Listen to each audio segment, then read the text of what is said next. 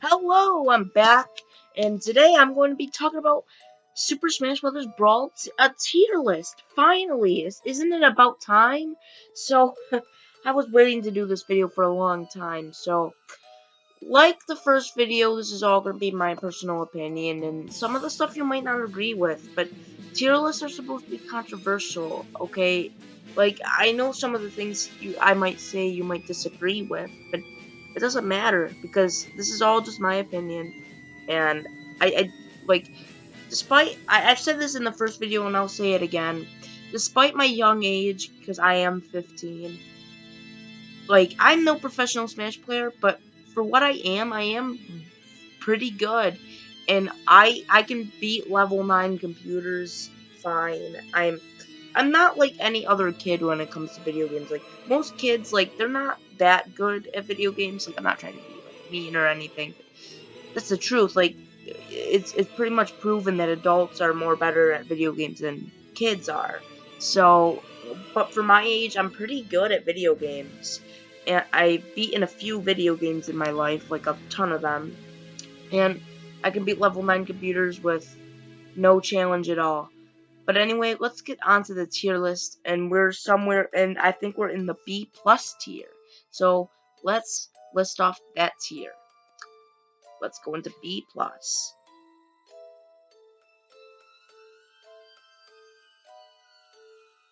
Next up on my tier list is Lucario.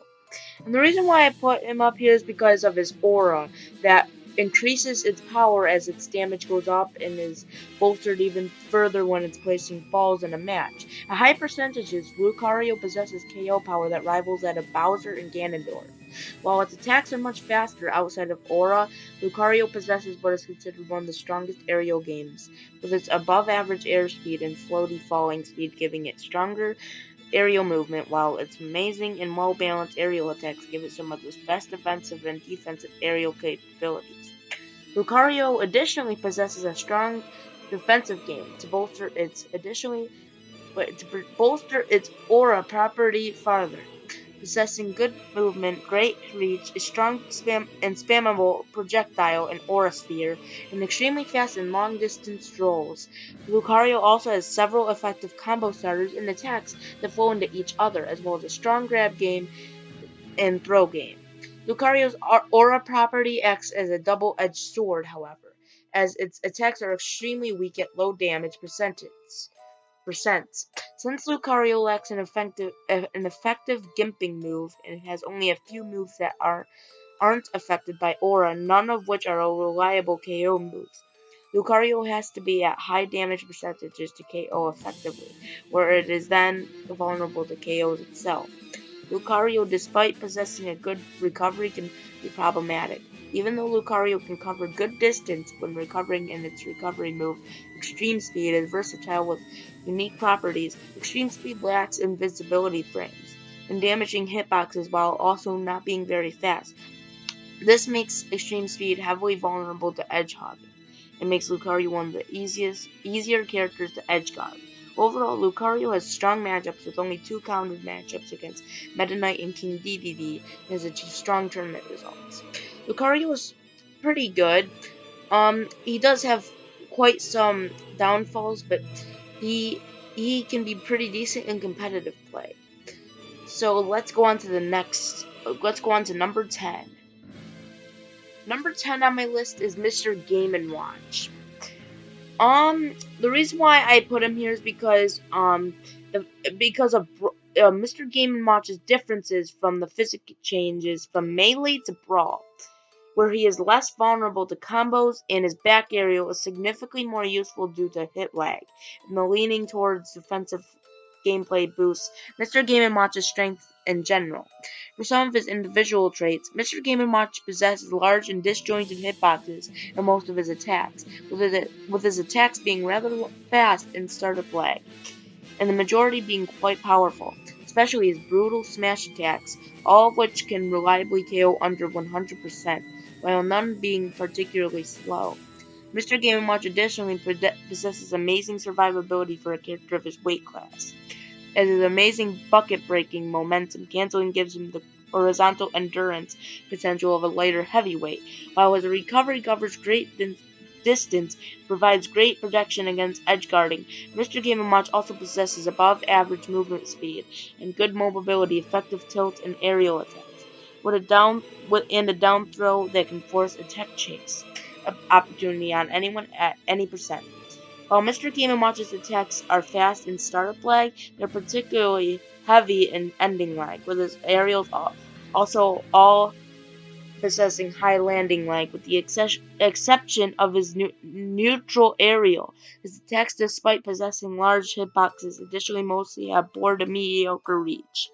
This results in him being easily punished when his attacks are shielded and complicate safe approaches. His projectile is also laggy and short-ranged, while being mostly ineffective, preventing him from being able to outcamp most characters to cover his approaching difficulty. Additionally, he is very susceptible to vertical KO moves, as his vertical endurance is among the worst. Bucket breaking is significantly less effective when launched vertically. His grab and throw game is rather poor in general. He possesses one of the shortest reaching grabs and near useless throws outside his deep throw, and his rolls are rather slow while gaining among the shortest distance.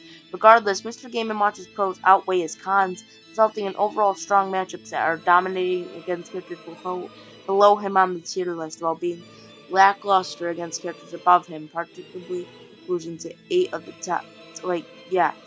But while countered by 4 of them, and has achieved above average tournament results. Mr. Game & Watch is good, and I think he is deserving of top 10. On the original tier list, he is 16th.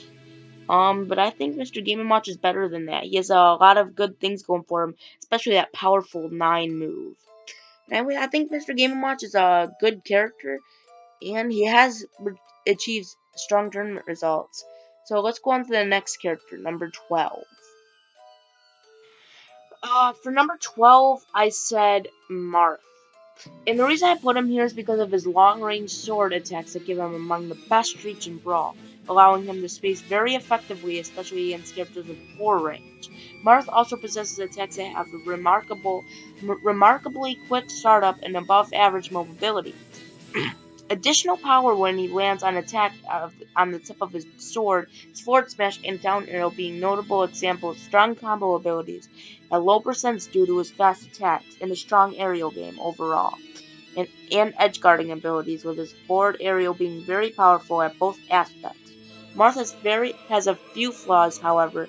His primary recovery move, Dolphin Slash, provides decent vertical distance but only average or horizontal distance, making his recovery predictable and rather easily edge-hogged. Marth has difficulty KOing without edge guarding if he fails to sweet spot his finishers due to the much weaker knockback delivered, requiring very precise hard reads to be effective. He can have problems getting off the ledge above 100% due to his ledge climbing options above 100% being poor, especially when he has RCO lag, especially against characters like Meta Knight. His options when directly above the opponent are fairly poor because his down aerial does not protect him very well from opponents that can juggle him. He also can have difficulty approaching due to his lack of a projectile. Regardless, Marth is among the strongest matchup spreads in Brawl, losing only to Meta Knight and King Dede to achieve strong tournament results.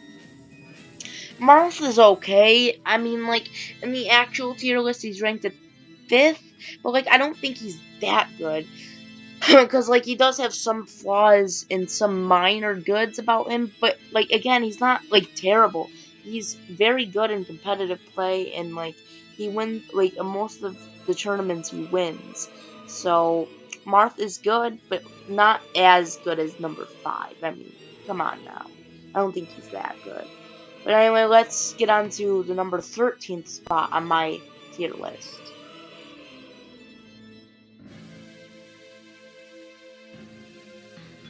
And number 12 on my list is Pikachu, which should be no surprise since Pikachu has been top tier in all of the games. And the reason I put him here is because Pikachu has decent KOing power, though it can only rely on Thunder in some situations. Quick overall speed, very good recovery, with many options as well as being unpredictable, good edge guarding game, and with a quick and powerful neutral aerial and tricks that allow it to get edge quickly. And a good grab and throw game, having two chain grabs. Brawl's new physics have also helped it a lot. Pikachu is harder to combo, its grab range is no longer the shortest, its thunder is not as laggy, and it gained various new tactics such as quick attack canceling.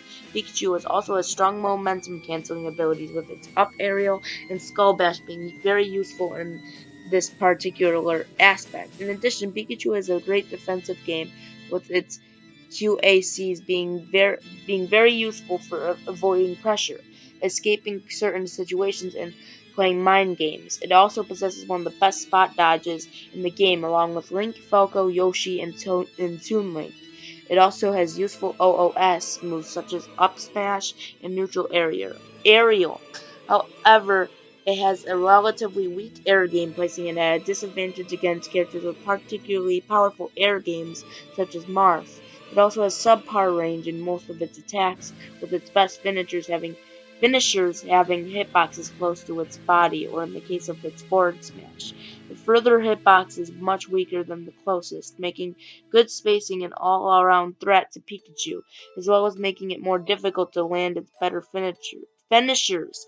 Regardless, Pikachu still has great matchups, including being the only character with an even matchup against Meta Knight on the BBR's matchups chart, though this matchup is highly disputed, with most players believing Meta Knight to win the matchup, which is additionally better supported by results and strong tournament results, although Pikachu's representation is small for a high-tier character. However, despite his high-tier position, the American tier list is much lower in the Japanese tier list, where it is placed 22nd. Okay, about the Japanese tier list, that makes no sense at all. Pikachu is good. I mean, there's less Japanese players for Pikachu, but still, Pikachu is good. I don't get why Pikachu is ranked that low. Pikachu is very good, and there's not a single game in the series where Pikachu is ranked at like a lower tier than a higher top tier. Like, Pikachu is very good in like every Smash game sense. So it's no surprise to see Pikachu up this high, and yeah, he does have strong tournament results. Yeah, and he's the only character in the entire game that actually has an even matchup with Meta Knight, which is impressive. But anyway, on to number 13. So, next up on the tier list is Zero Suit Samus. And the reason I put her here is because she has an amazing aerial and juggle game, possessing very high jumps and low lag aerial attacks that do good knockback and damage, with her back aerial being especially useful. She also has very fast mobility, noticeable especially in her jumps, and some of the game's most versatile recovery options, including her mid-air jump, side and up specials, and down special. Zero Suit Samus also has an effective spacing tool in her Plasma Whip, and not being very, even though it's not very fast, powerful KO options such as her back aerial, Plasma Whip, and Flip Jump, as well as a great combo starter and KO setup in her Down Smash. Her Power Suit pieces, in addition, are among the most powerful items in the game, and at the beginning of a match are very effective at damaging and shutting down the opponent. However, she has a poor ground game, with her tilts and smashes doing below average damage and mediocre knockback. So some of her ground attacks are still effective for combos, and a grab that, despite its range, one of the laggiest in the game, even when used as a pivot grab. Unlike some other tether grabs, because of this, her out of shield and defensive game outside of maneuverability are poor due to lacking safe options on shield. Her grab is unreliable due to its heavy lag, making her so prone to heavy shield pressure, and despite her good air game, she lacks reliable options for enemies below her. This can make her vulnerable to juggling from characters such as Meta Knight. Zero Suit Samus is additionally reliant on tether recoveries that can be edgehogged, although her high jumps and flip jumps make her suffer less from this than other characters with tethers. Her advantages lead to rather above average matchups across the board, but this also causes her to suffer against high tiered characters, and Zero Suit Samus has achieved some strong tournament results. Yeah, Zero Suit Samus is very good. Of course, she does have her drawbacks, like every other character, and they're like almost on par with each other, but not quite. I mean, her pros are a little bit better than her cons, so yeah. Anyway, let's get on to number 14.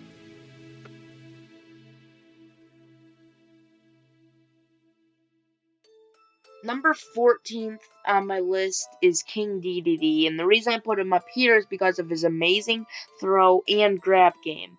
Dede possesses the longest reaching non-tether grab that is also among the fastest grabs, and he possesses one of the best sets of throws. His down throw is a notorious chain throw that can infinite nearly 2/3 of the cast against a wall, and can infinite a select few characters without a wall, due to its set knockback and its effective tech case.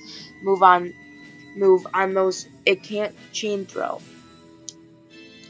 King Dedede is also notoriously difficult to KO. His great weight, the fastest falling speed, and the second best vertical momentum canceling gives him by far the greatest vertical endurance. He's no slouch at surviving horizontal blows either, possessing great horizontal endurance and one of the least gimpable recoveries in the game, consisting of 4 mid-air jumps, and his main recovery move, Super DDD Jump, which provides excellent horizontal and vertical distance, as well as having launch resistance and a meteor smash hitbox.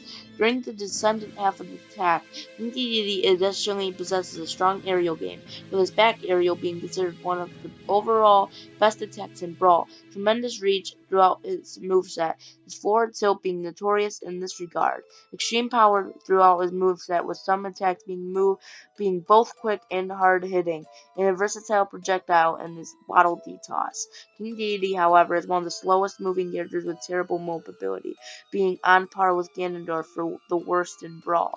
DDD possesses the third slowest dash and the slowest airspeed. While DDD possesses good camping abilities himself, he has a very difficult time breaking through opposing camping. Being such a large and slow-moving character, his projectile is too slow to outcamp strong projectile campers.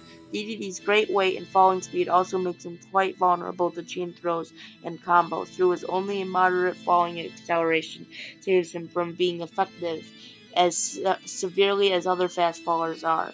DDD additionally has general difficulty dealing with fast small characters whom DDD has a hard time keeping up with, while also having to rely much more on his ability to read them. DDD overall has strong, if polarizing, matchups. DDD counters a large portion of the cast, while also being countered by several top and high tier characters, along with having achieved strong tournament results, especially in Meta Knight band tournaments. So King DDD is very good. He is the second highest ranked Kirby character. And he's just a really good character. Um, he just does a lot of things right, and he's very strong too. So that's why I put him here. Anyway, let's go on to number 15. Alright, number 14th on my list is Toon Link. And the reason I put him up here is because of his a variety of versatile projectiles, which when combined with his great jumping ability and air mobility, gives him one of the strongest camping abilities that makes him one of the most difficult characters to approach. Toon Link additionally has a strong aerial game with the aforementioned efficient jumping and aerial mobility, and access to fast, powerful aerial attacks in addition to a damaging Zair, which is useful for keeping opponents at a distance and setting up subsequent attacks Toon Link also has two great combo starters in his up tilt and back aerial that can combo into themselves, a far-reaching and relatively safe recovery, and strong approaching capabilities with his fast movement speed and projectiles. Toon Link, however, suffers from substandard KOing ability, possessing finishers that aren't that powerful with short reach, or in the case of his up smash, being too predictable while lacking strong enough traits to make up for it. Toon Link additionally possesses short reach throughout his moveset, and a very punishable grab that lacks the reach to make up for its high ending lag. In addition to possessing rather poor throws, Toon Link overall has strong matchups with his only counter being Meta Knight, and has achieved above average tournament results, which have been especially strong in Meta Knight banned tournaments. Like King Dede, like King Dede, like King Dede, Toon Link is very good. He just has some cons with him. But he's a very overall good character, and he's won above average matchups.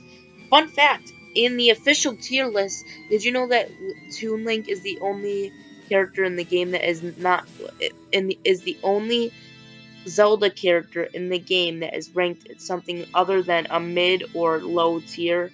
Yeah, every other Zelda character is ranked in a low tier or mid tier. But Toon Link is an exception to that, as he is in the high tier. So yeah, and he's also in the high tier in my tier list. So yeah. Anyway, let's get on to number 16. On my tier list, Rob is ranked 16th.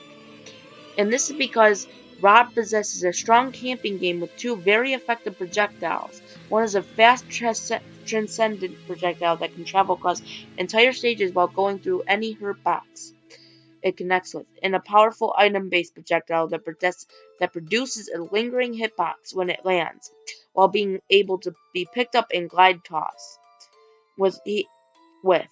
He also has one of the best recoveries in Brawl that gains incredible distance while giving Rob nearly free reign to act out of. Rob additionally possesses great tilts and effective aerials, with them having great reach or large hitboxes. However, Rob has significant problems KOing opponents, at least without racking up well in excess of 150+% damage. His finishers aren't powerful, with most having low knockback scaling, making it especially difficult for Rob to KO heavier characters, while having slow startup, poor hitbox placement, or both that makes them difficult to land. Additionally, Rob has a large hurt box, which, when combined with his heavy weight and slow aerial mobility, leaves him vulnerable to juggling. Rob's hurt box also accentuates his problems dealing with projectile camping from characters like Falco, especially since he lacks a reliable reflector. The hurt box combines with his below average mobility to create difficult initiating approaches when he lacks a gyro to glide toss. Another problem Rob has is his poor momentum canceling options, giving him among the worst endurance of a character of his weight class. Overall, Rob has average matchups where he holds an advantage over nearly every character below borderline tier, but loses the majority of matchups with several counters against characters above, including a notoriously poor matchup against Meta Knight. Rob has achieved above average tournament results regardless, especially in Meta Knight banned tournaments. Yeah, Rob is really good, and I just, in the first tier list, he was ranked on top tier. I don't think he deserves that much, but he's still a decent character in competitive play, and he's mostly recommended. So, anyway, let's get on to number 17.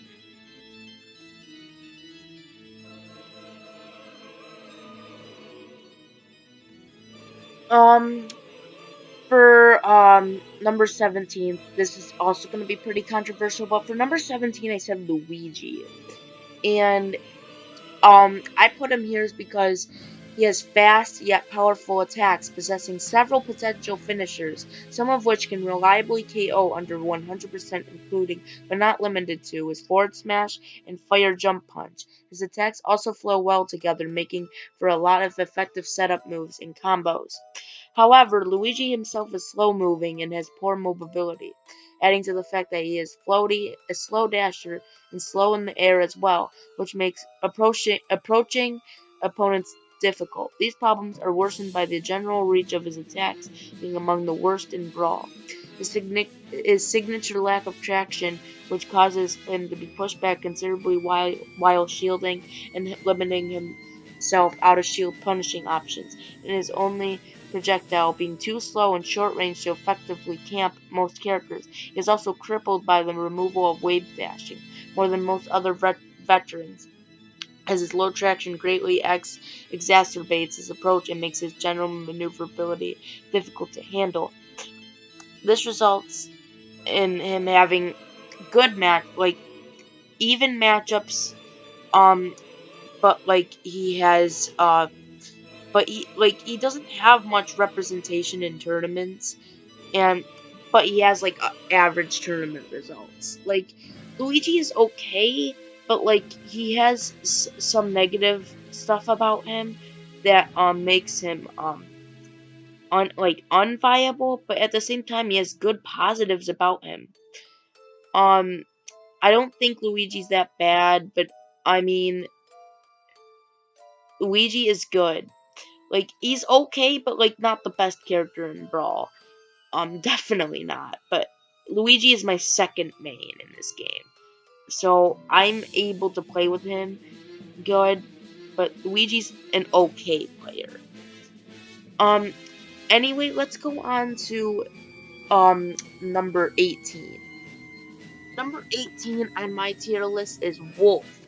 And the reason why I put him here is because he possesses tremendous mobility with among the best airspeed and high fast jumps. Wolf additionally possesses great air to ground transitioning, as he possesses fast falling speed and aerials that either have low landing leg or can be auto cancelled in a short hop.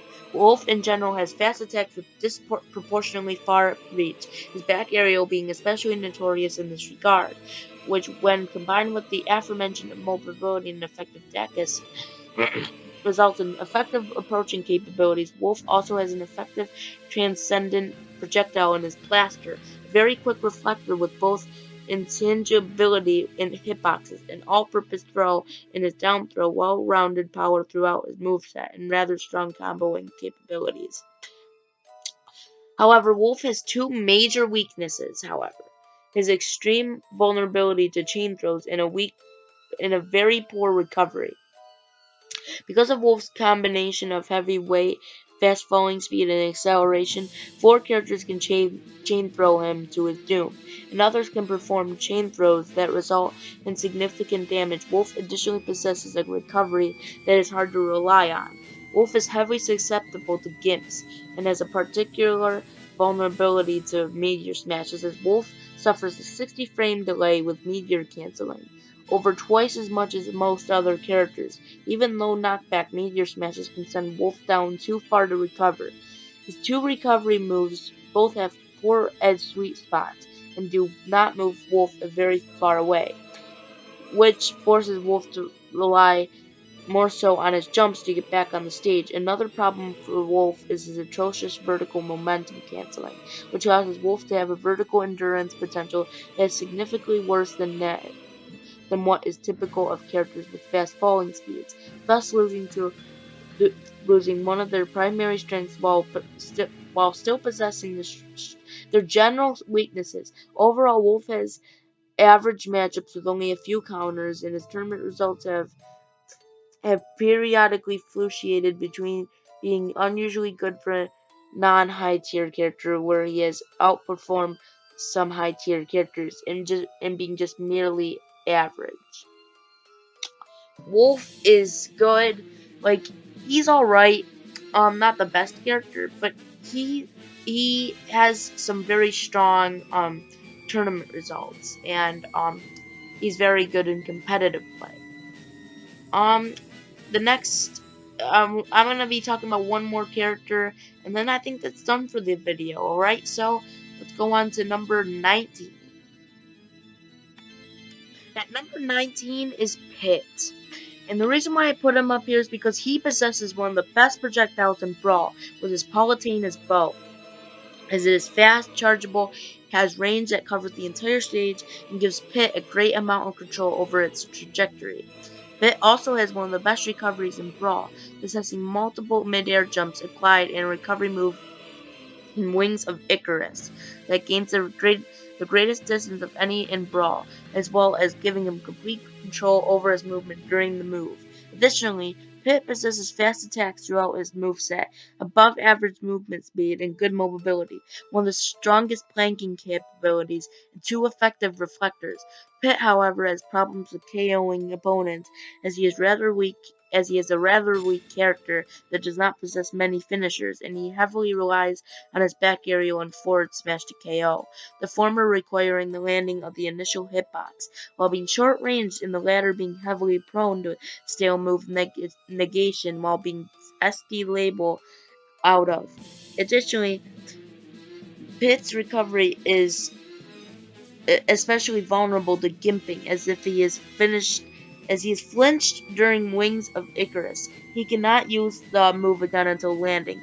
Pit also has rather short reach in his attacks. Despite being a sword character, overall Pit has rather good matchups, losing only a handful and being hard countered by only Meta Knight. While his tournament results are below average in American tournaments, they are much stronger in Japan, where he's ranked 8th out of their tier, whereas at the top of the A tier. Pit's alright. I think he is. I had an old Brawl tier list that I created a while ago, and I put Pit at like a very low tier. I'm not really sure why. I mean, yeah, his term representation in America is below average, but in Japan, like, it's high, and like, yeah, I think Pit is good. He's very strong, and he's just a very good character. Um, anyway, yeah, let's go look at, this, let's go look at today's version of the tier list. So there is, the second half of the tier list. I can't wait to tell you the rest of my ideas. I think you're gonna like it. I'm pretty happy with the spot. I mean, of course, some of you like today's controversial character for today is obviously Luigi, but it doesn't really matter. Like I said, this is my opinion, and I can't wait to show you the rest of my ideas soon. So, yeah. So that's the second half of the tier list. There's gonna be 2 more parts, so I can't wait to show you that. And I'm so sorry for not posting one of these videos in a long time. I just felt like just posting Smash Brothers ideas. But now that that series is over with, I can finally finish this. So anyway, that's the second half of the tier list. Now see you tomorrow, where we talk about the third half of the tier list. So see you guys then.